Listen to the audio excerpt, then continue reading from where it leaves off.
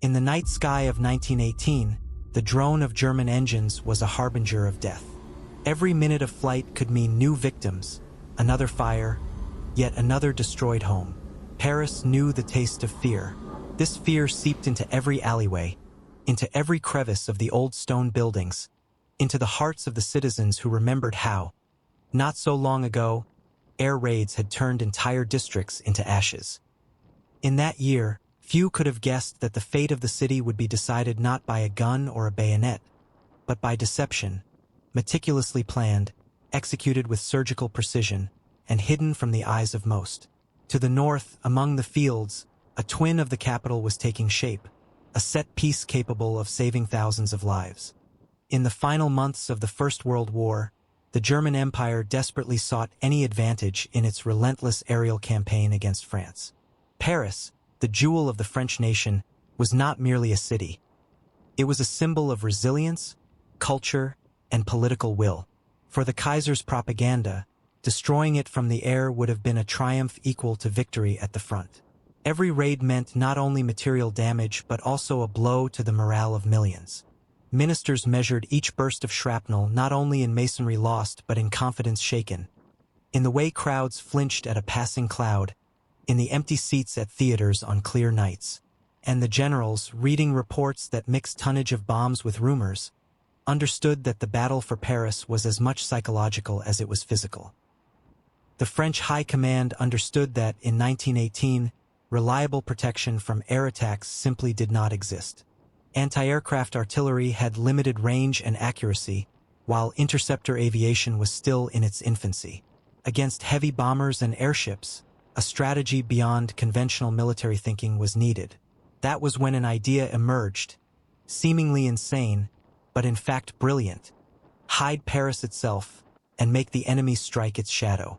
It was the kind of thought that started as a half-joke in a weary briefing and then refused to leave the room, gathering details and advocates with each return to the map table. If navigators sought patterns of light and geometry from the sky, perhaps those patterns could be conjured elsewhere. Thus was born a plan in which military cunning merged with engineering precision and artistic skill. Paris would vanish from the maps of German navigators, replaced in their sights by another city, an illusion crafted solely to deceive. Not a screen or a single decoy, but a system of cues that would whisper to a crew peering through a primitive sight, "You are over your target now." The planners spoke of streets as lines on a stage, of chimneys as actors, of smoke and reflections as dialogue. They drafted timetables not for trains but for glimmers, not for shifts but for shadows. North of the capital, in unremarkable rural land, construction began on the most unusual structure of the war. It was not a bunker, nor a fortress, but an entire dummy city, stretching over several square kilometers and incorporating dozens of carefully designed objects that, from the air, looked utterly real.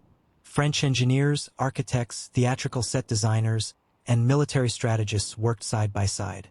They recreated railway junctions, industrial districts, boulevards, and residential streets according to exact plans of the capital. Every street, every intersection, every stretch of track matched the real Paris. Farmland was scored with chalk lines that corresponded to avenues, hedgerows were cut to mimic embankments, and shallow ditches were flooded to take on a sheen of water under the moon. Where there had been fields, now there were stations. Where there had been orchards, now there were blocks of neat facades. By day, work continued under vast camouflage nets that hid them from enemy reconnaissance planes.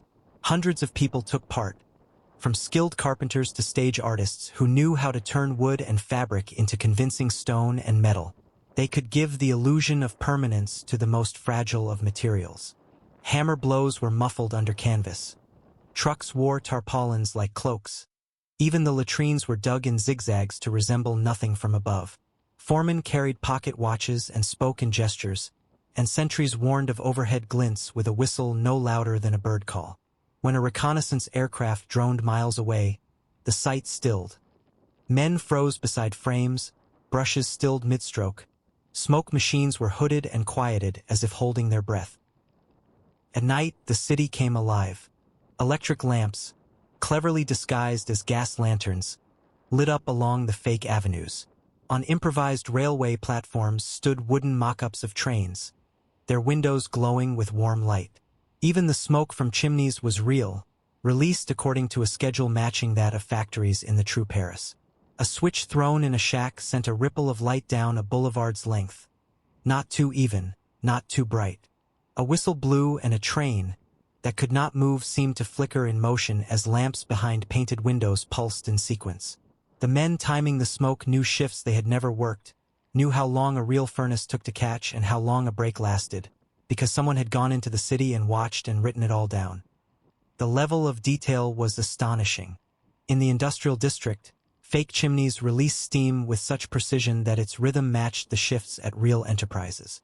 Bridges over artificial canals were designed to reflect moonlight, creating the perfect illusion of the Seine. For a pilot looking down through the crude bomb sites of 1918, every shadow, every glint of light, every wisp of smoke was convincing. And the texture of the illusion changed with the weather. Lamp hoods were altered on hazy nights, reflective cloths were dampened to dim their shine, and on nights with frost the crews brushed mica dust on streets so that they would sparkle just enough. To the ground teams it felt absurd, even childlike, to fuss over the exact angle of a wooden parapet. To the planners it was the difference between belief and doubt at 2,000 meters. The night was calm, but the stillness was deceptive. In late 1918, every Parisian knew that the silence before a raid pressed harder on the heart than the howl of sirens. To the north, in dark hangars beyond the front, German crews prepared for another sortie. On their navigators' tables lay maps with marked routes, penciled notes pointing to railway hubs and the industrial zone of northern Paris. None of them knew that these maps led them into a trap. They checked compasses against a lantern glow, cleaned fogged lenses with shirt cuffs, and counted the minutes to the rallying point. They had done this before. They knew when the rivers should appear beneath them and when the farms should give way to grids of light. Routine wrapped them as tightly as leather helmets, and routine kept their doubts at bay.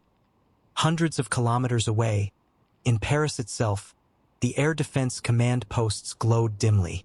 Radio operators caught fragments of German chatter, noting that the raid would begin within hours.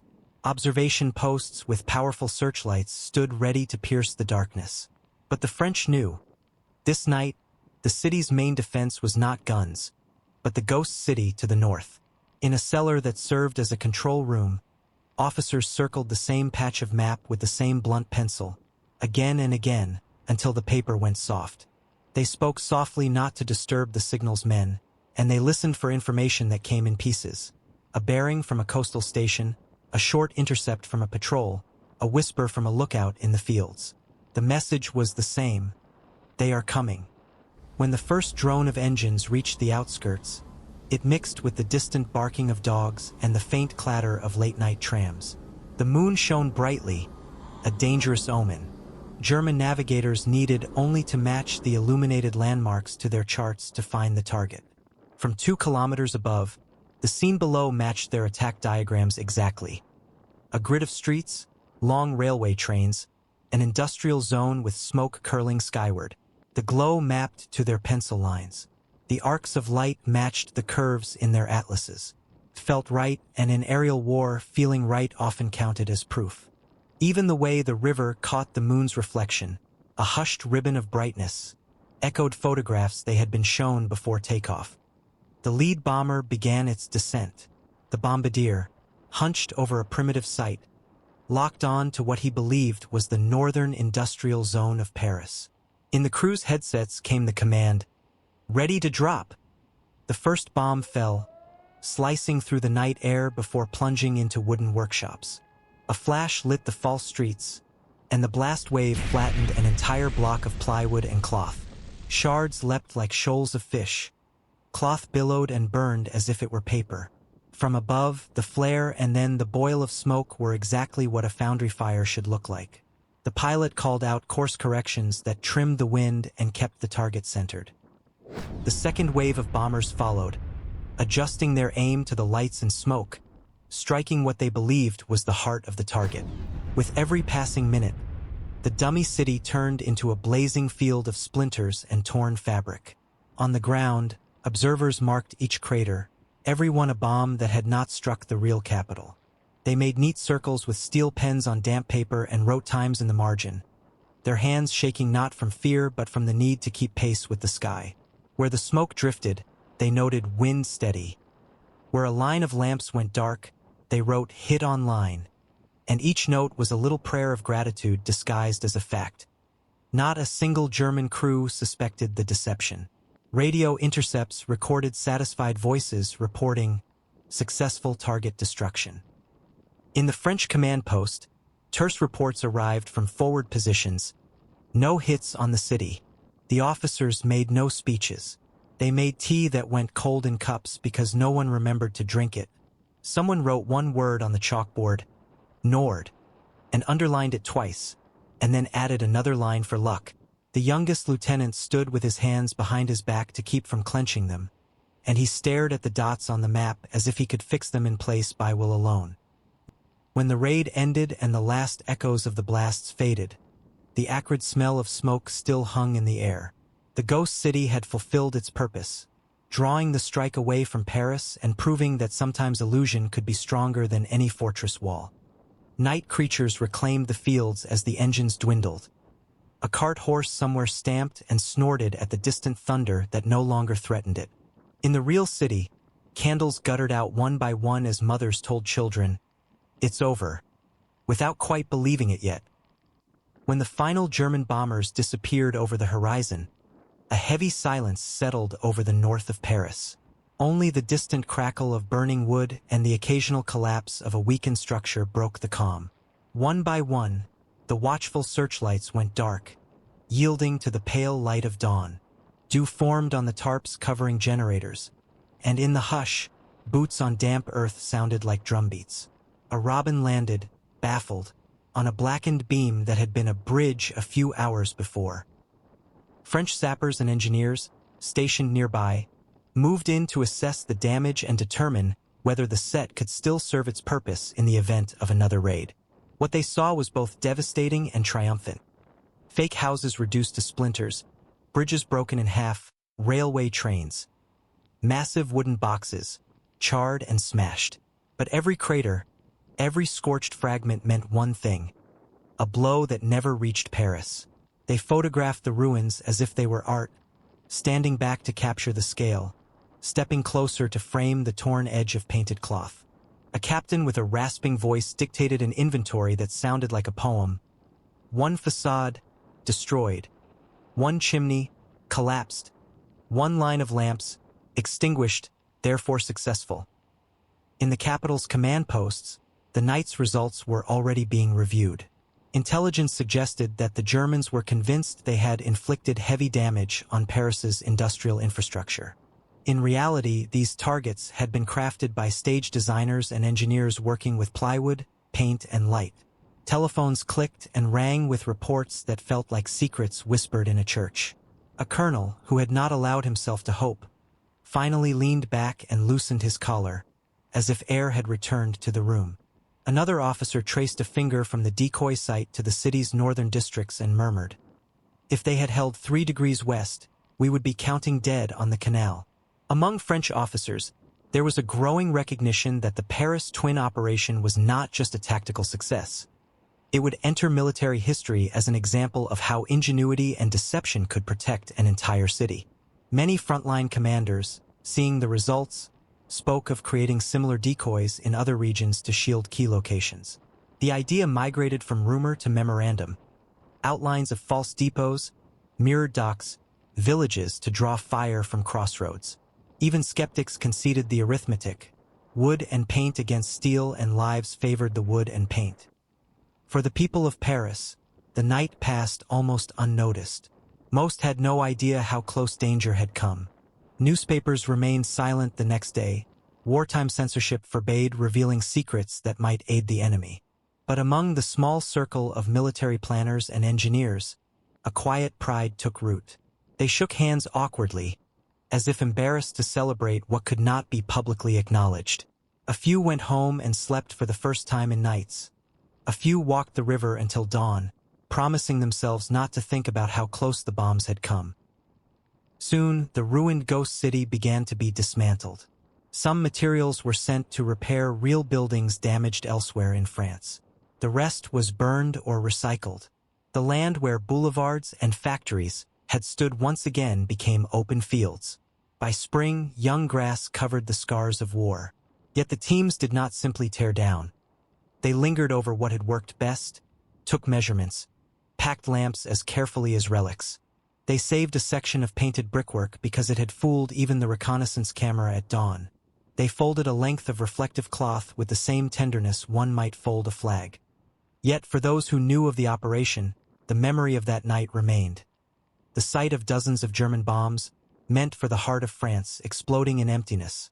The shadow of Paris, crafted by human hands, shielding the real city. The carpenters told the story to one another like a campfire tale. How the first blast felt like a punch to the chest. How the station looked beautiful for a second as it caught fire. How the smoke curled just right.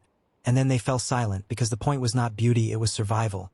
The electricians kept a ledger page with a smear of soot where a lamp line had failed at the perfect time. The painters kept a scrap of canvas that had taken a shard and still looked like stone. Historians would later call the project one of the boldest and most creative military maneuvers of the First World War. Its success was not measured in captured territory or destroyed enemy equipment, but in lives saved and the spirit of a capital preserved. In those final weeks of the war, when the end was near, Paris endured not only through the power of arms, but through the power of imagination. The lesson lingered in the margins of official histories and then flowered in later wars. Inflatable divisions that blinked on the horizon like mirages, false harbors that drew fire, radio voices that spoke for armies that did not exist. But the seed had been planted in fields north of Paris on a cold, clear night when actors and engineers and soldiers together made a city out of nothing, and that nothing caught the bombs. And if, years later, a child asked a grandfather what he did in the war, some of them answered strangely.